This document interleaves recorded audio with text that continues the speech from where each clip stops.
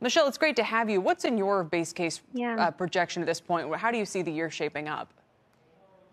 Yeah, so ever since we came back from the Labor Day holiday, we had assumed that the political environment would just make it quite difficult to get another round of stimulus through. So we had changed our forecast back then to pencil in a 3% growth pace for Q4.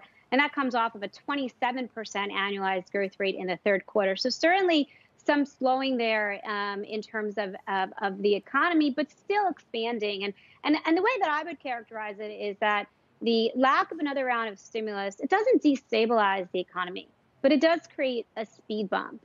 And I think that's what we're going to end up seeing in the data, particularly some of the high frequency data around the consumer. So how far are we from the pre-pandemic GDP level? So in other words, we had this huge rebound in the third quarter, but do we need more double-digit GDP growth in order to kind of get back to where we were? I mean, 3 to 4% doesn't sound like a whole lot right now.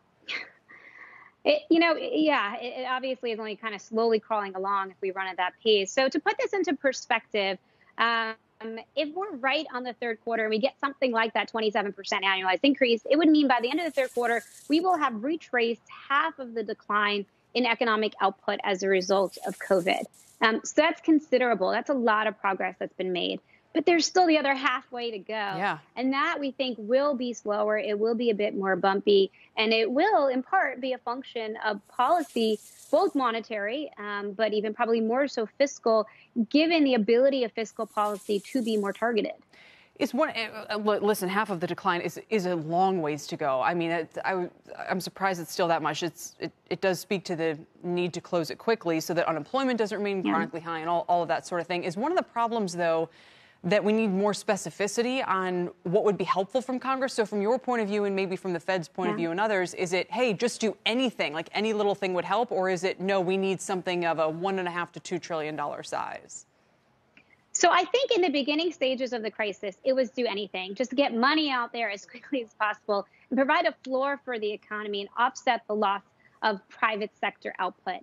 But now it's about creating a targeted response for fiscal policy and particularly trying to get at the parts of the economy that have been hit the hardest. So that's largely in the services part. That's where you have very high levels of unemployment. And COVID has created these real bifurcations in the economy. I mean, if you think about how consumers are allocating cash right now, they're spending on things again. They're buying durable goods. They're buying housing. They're buying household appliances. They're buying cars. And frankly, there's probably not enough capacity there. But there's too much capacity in the services side of the economy in terms of travel, in terms of entertainment services. So that's the part of the economy that needs the stimulus right now and needs the support to kind of just bridge the gap until demand can shift back to those types of services. That's a great way to illustrate it.